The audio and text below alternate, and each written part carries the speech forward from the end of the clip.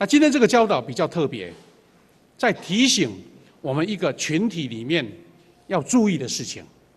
就是我们平常我们都在注重说，我个人怎么灵修、祷告，我们怎样追求神的话语，我们怎样得到神的恩典。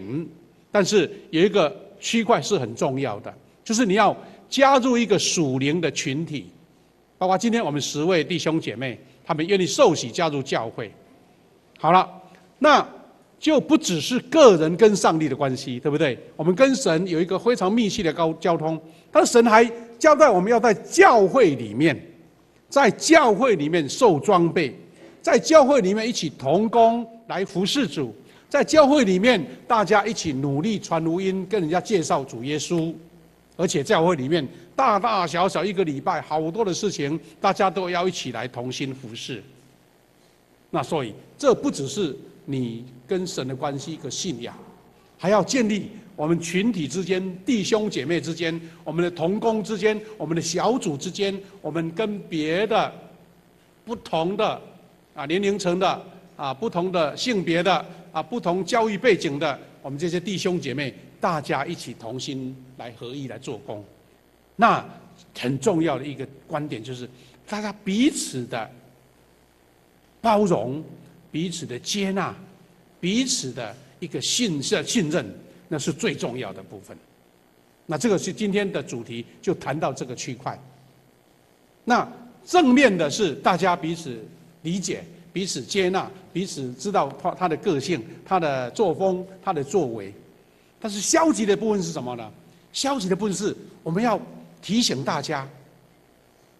不要被错误的讯息来误导，产生误会，产生冲突，产生争执，甚至产生对立。那对一个群体来讲，这个部分非常的重要特别我们要一起学习的。就今天我们刚读了一段很长的经文，对不对？就在讲这一段。那牧师因为等一下要介绍这一群可爱的新的家人，所以要这个缩短这个信息希望大家能够透过投影片还有我们的大纲来一起学习。今天我们进入到第4阶段了，拓展关系。换句话说，这18天到21天都在提起约书亚他们这个群体怎么样彼此建立关系，彼此理解，彼此接纳。那这是第19天了，化解误会。今天讲的经文就是有一个误会发生了，那怎么化解？那这是我们一个群体里面，其实不要说群体了我们一个教会那么大，就像一个家庭、一个家族，或是你的办公室的同事，或是你的好朋友、你的一群死党，都有可能产生误会。那你怎么化解？那是今天非常棒的一个教导。好了，那这个以色列支派呢，他们产生了一个误会的危机。刚刚读的经文，我们看到说怎么样呢？是因为流便人、迦得人及马拿西半支派，他们筑了一座坛。好了，是一座静静在那边不动的坛哦，但是那座坛却产生了莫大的误会。因为他们怎么样呢？他们就是听说，台语说听见说，听见讲。哎呀，筑那座坛不是要敬拜上帝的啦，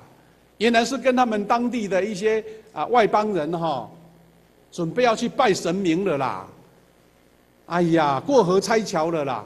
才到迦南地没多久就把上帝忘记了。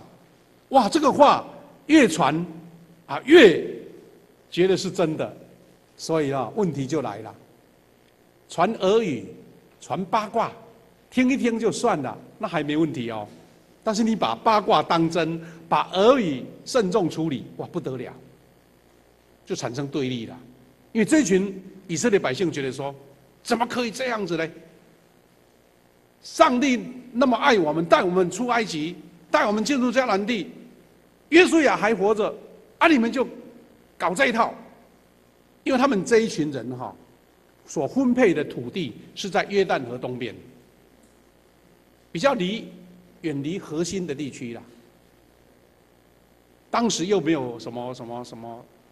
交通工具或是什么样的一个联络方法，只听说，哇听说就事情大条了。其实啊，这个听说竟然让他们准备要起兵打仗哎，准备要打仗，一决雌雄哎，那这个问题就很大，对不对？好，其实各位弟兄姐妹，我们从这个故事可以理解说，我们生活中常常会因为听说而发生了很多的悲剧。以前台湾流行一部电影，这个春节的电影。那个谐星已经过世了，诸葛亮有没有？他演了一出戏，演说是个黑道老大，哇，两个帮派哇，开始在一个餐厅里面准备要谈判。那这个诸葛亮啊，在那个小弟啊捧着水或是饮料啊或是餐点要给他的时候，大家在桌面上正剑拔弩张的时候，突然间，这诸葛亮说，他问诸葛亮说：“你要喝什么？”他说：“冰的了，冰的。”哇，那些人听到以为是台语，说冰的，哇，桌子就翻掉了，原来是要喝冰水，说冰的，就整个桌翻来，哇，就砰砰砰砰砰，就那个黑道就残杀了哈，那个是一个经典的画面。那你可以看见说，连一句话都可能产生误解，伤人嘞。那问题来了，我们常常在生活当中也遇到一些事情。我们刚刚读了这本书里面提到，说有一个牧师的孩子，他戴了耳机，不是打火机，好像不知道在什么地方场合拿出打火机，有人看到了，信徒看到了，牧师的儿子拿打火机干嘛啊？拿火机干嘛？可能要抽烟哦，要抽烟用的哦，哇，越讲越像，越讲越像。后来又传到另外一端，就是说，牧师的儿子表面上和和气气的，一脸干净其实做很多坏事听说还要吸毒干嘛的，哇，讲到最后不得了了，一支打火机变成一个坏人啦。后来这个牧师的孩子受不了舆论的压力，受不了耳语，竟然发生了悲剧。后来大家才知道真相，说原来他只不过拿了那只打火机，准备说要去烤肉要点火用。所以这种事情常常在我们的生活中发生。那我们可能是当事人，我们可能是接受信息的人。这一期6月份的《远见》杂志，它的封面标题写了一个非常耸动的字，他说什么？谎言台湾，谎言台湾，那不得了！台湾人都说谎吗？你看那个木偶的鼻子都伸得那么长啊！原来他在讲说，现在在台湾发生了很多让人家觉得很不好的事情啊，最近才发生的。因为香蕉出产很多，风过剩了，突然间一个讯息说，香蕉只剩下1斤1块钱。哇！全部的人都喊得不得了，说怎么可以这样啦？蕉农要赔死啦！到最后发现，香蕉剩1斤是假的，因为有一辆卡车把整车的香蕉倒掉，那个是几年前的事情，而且是那个不用品要倒掉当肥料的，就把它拿来说信天现在香蕉只剩下1块，奇怪了，我们到7-11买那个单条的一条10几块，对不对？到去全年要买30-40块，怎么说1斤1块钱呢？原来这个是假的，假新闻，是要攻击用的。最近这几天一直在吵的是北农的总经理，一个姓吴的，一个诗人的女儿她的事情，哇，被当成箭靶了，糟糕，受不了，看到一个小女生竟然能够抵挡得住那么多人攻击她，也不简单，有人就质询他说：“纪言说，你到岐山吃鱼翅，你怎么可以接受招待吃鱼翅呢？”他也不怎么讲，他说我没有吃，那表示真的有鱼翅我没有吃而已后来原来查来事情的真相是什么呢？那个是到旗山那些的那个餐厅，人家那个客户哈，去订了一桌6000块的那个午餐吧哈。啊，那个老板也很坦白，他说没有啦，6000块怎么可以吃得到鱼翅？那个是用什么绿豆粉去做的？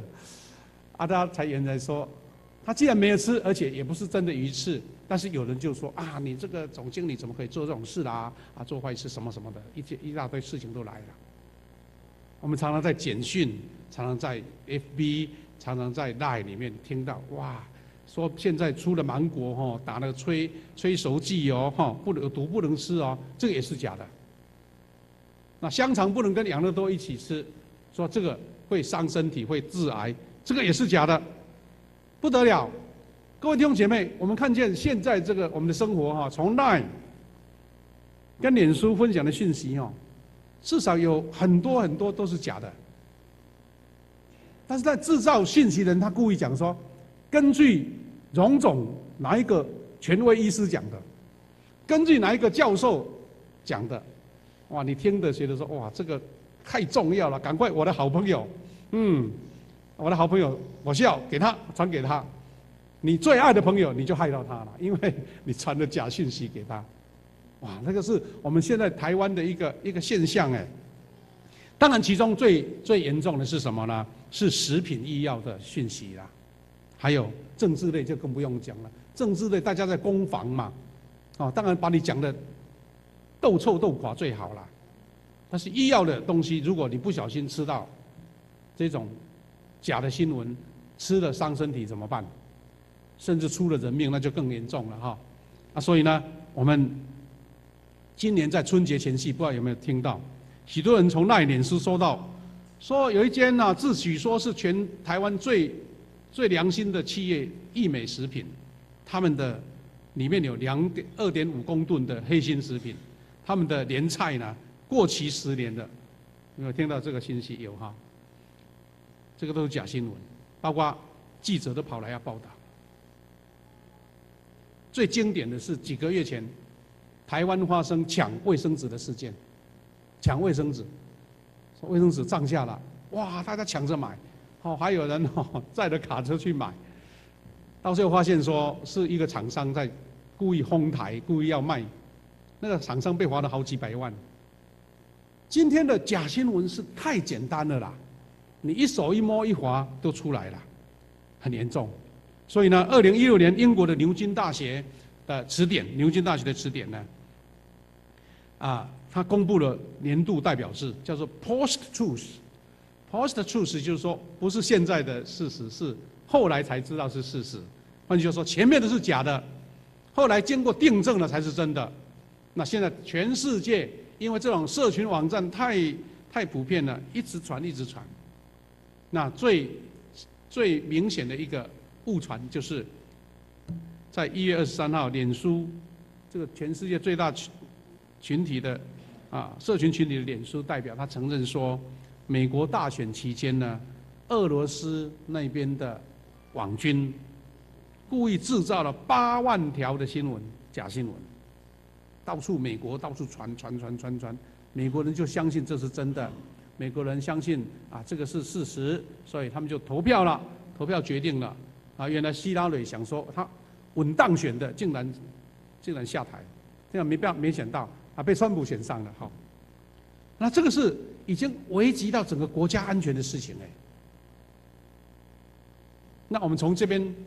看到这个传说假信息、假新闻、假信息，那这个严重性，我们真的要小心。特别是现在台湾，因为一个中正大学的胡延辉教授他讲说，目前是台湾是最容易制造假新闻的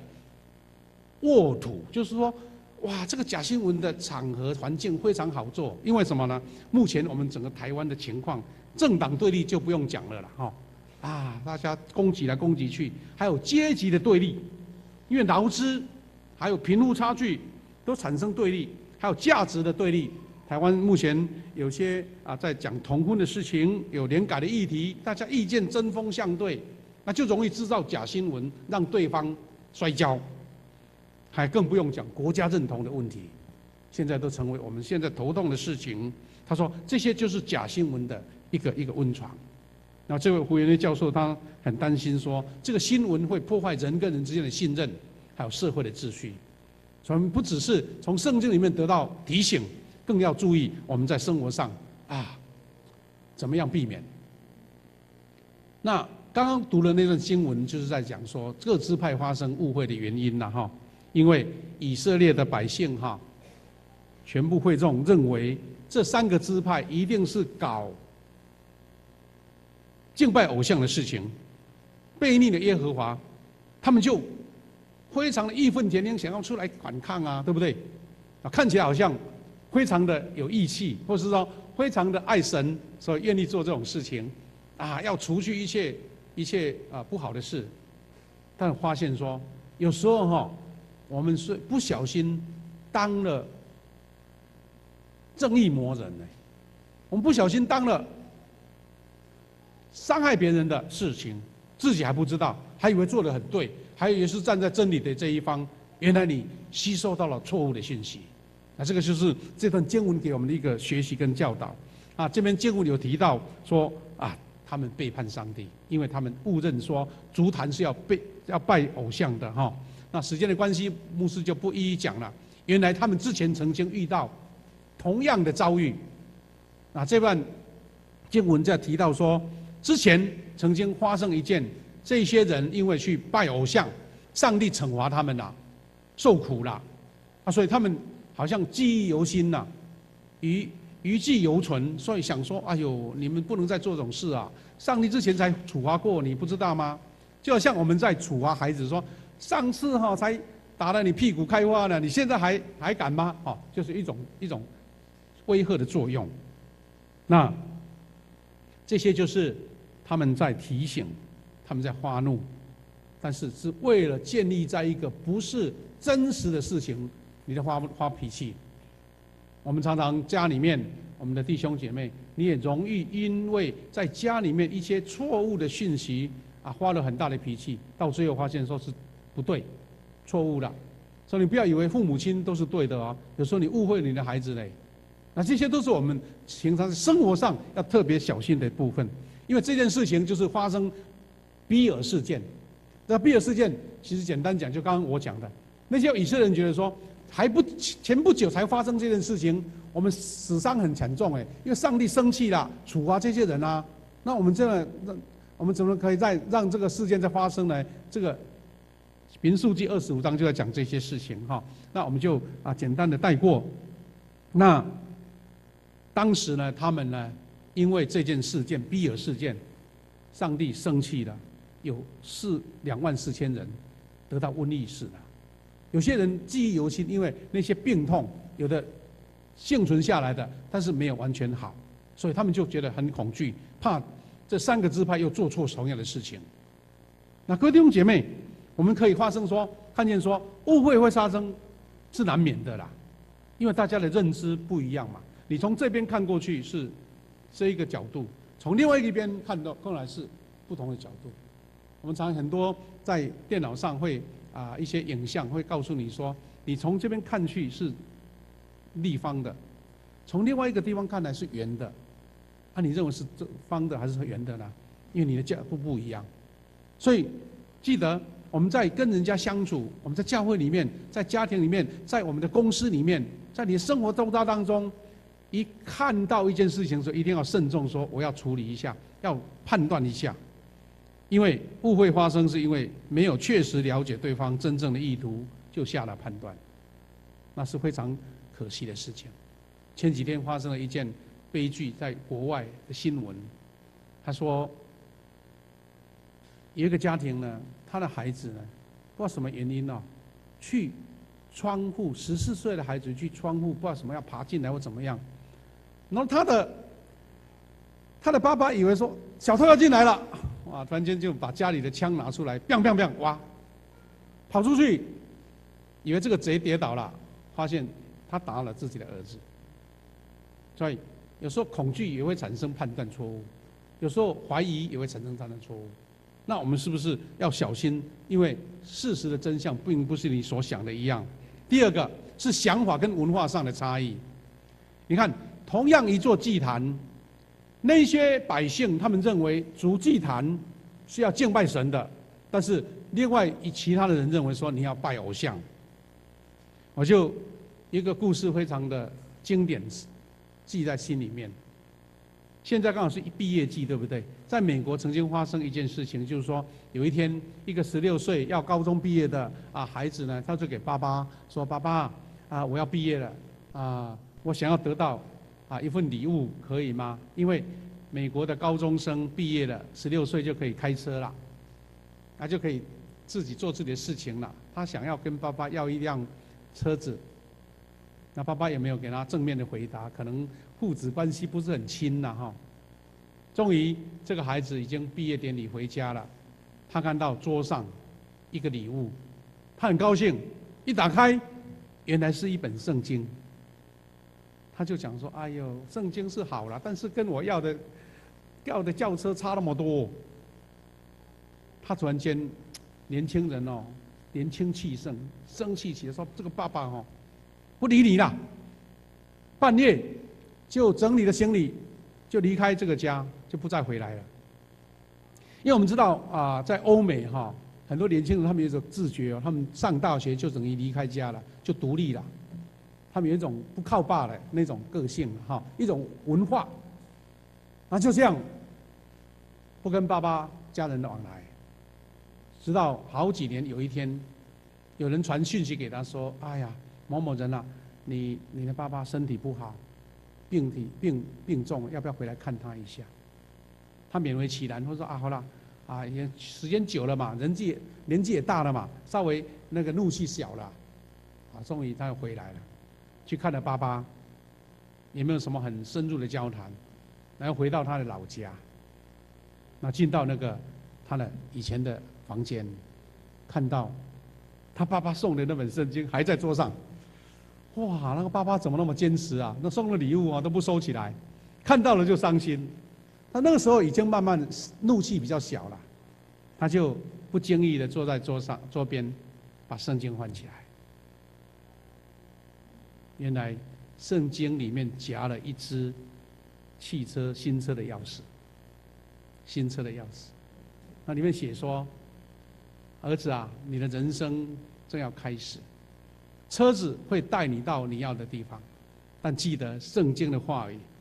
让你知道什么方向是对的。”这个孩子哭得死去活来，说：“我为什么凭着一时之气误解了爸爸的好意，就这样那么多年不理他？”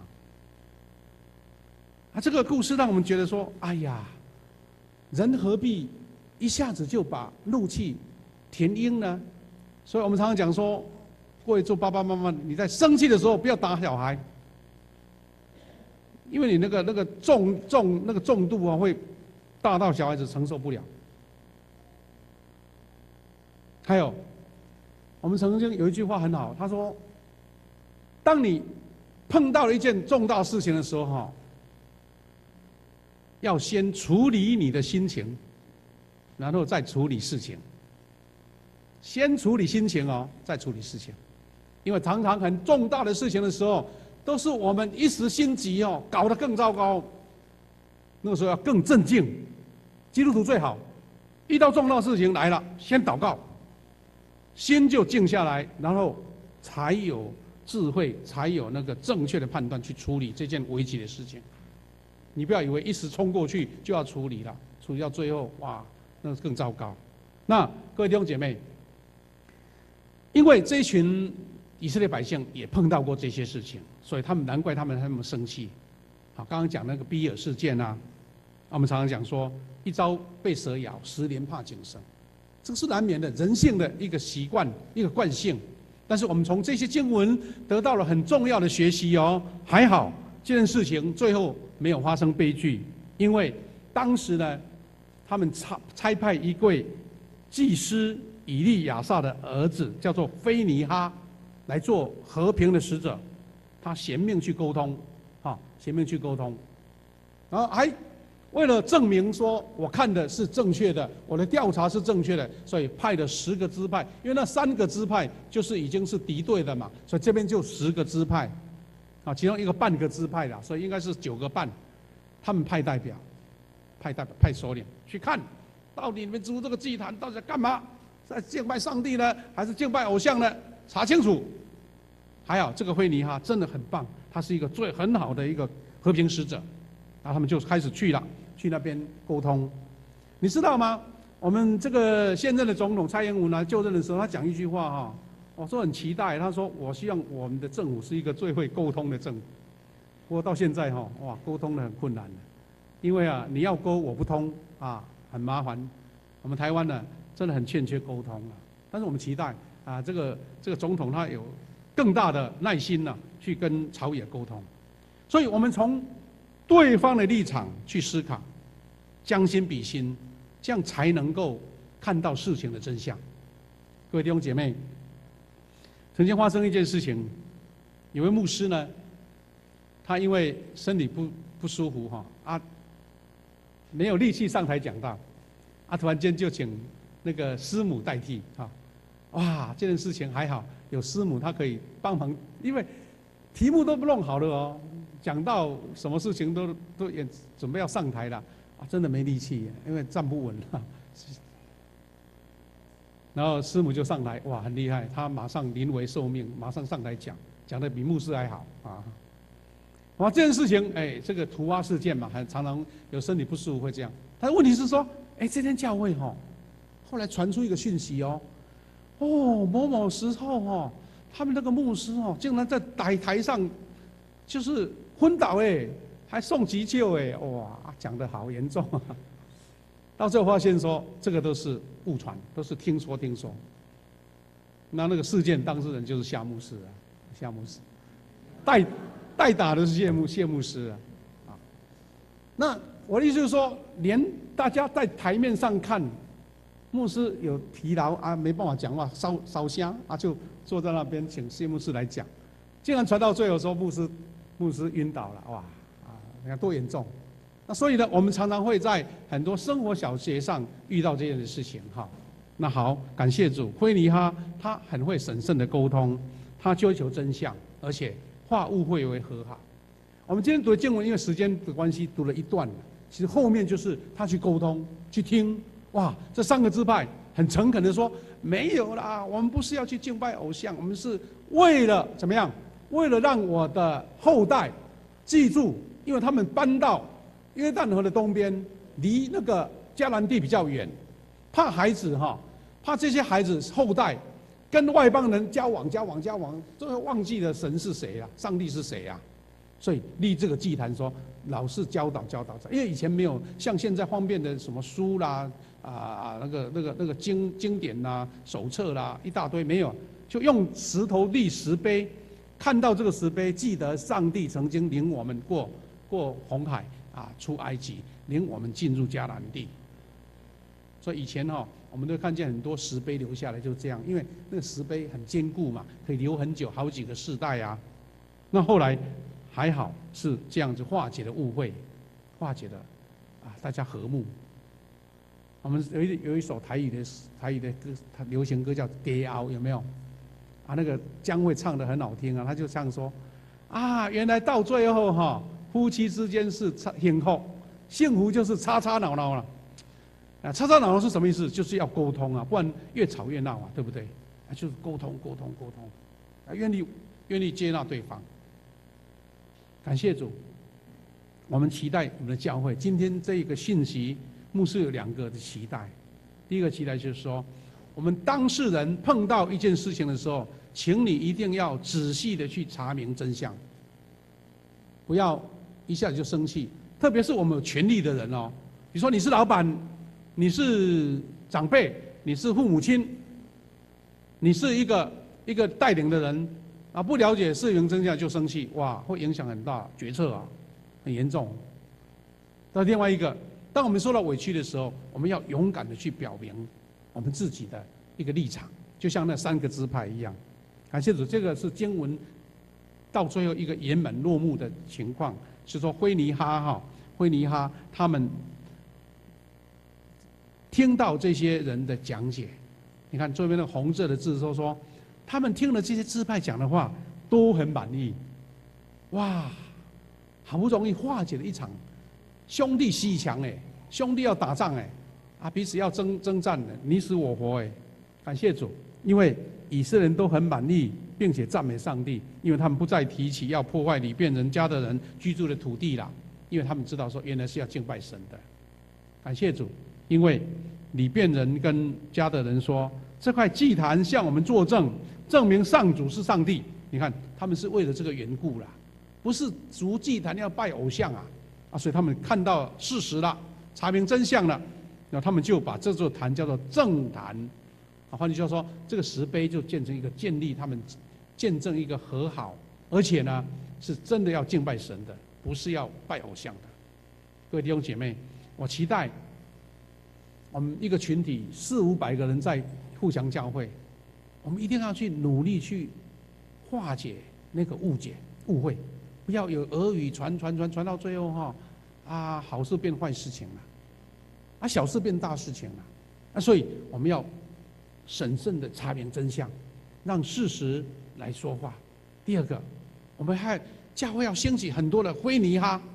他是一个非常有度量的人，能够两边化解，能够运筹帷幄，或是在两边呢互相来沟通，让那个误解能够解开。我期待我们教会很多灰尼哈在我们当中，期待你我都是。感谢主，因为这段经文跟我们说，除尽和平的人真有福气因为他们会成为上帝的儿子发现我忘了这个台语的各位弟兄姐妹，今天我们10位可爱的新家人要加入我们当中，我们用热烈的爱来迎接他们，因为一个爱的群体，一切误会就会离开，一切的俄语就会离开，因为你相信对方，你就会爱对方，你不会用俄语来影响你们的感情，对不对？我们希望我们的富强教会永远就是一个非常棒的有耶稣的爱的团体。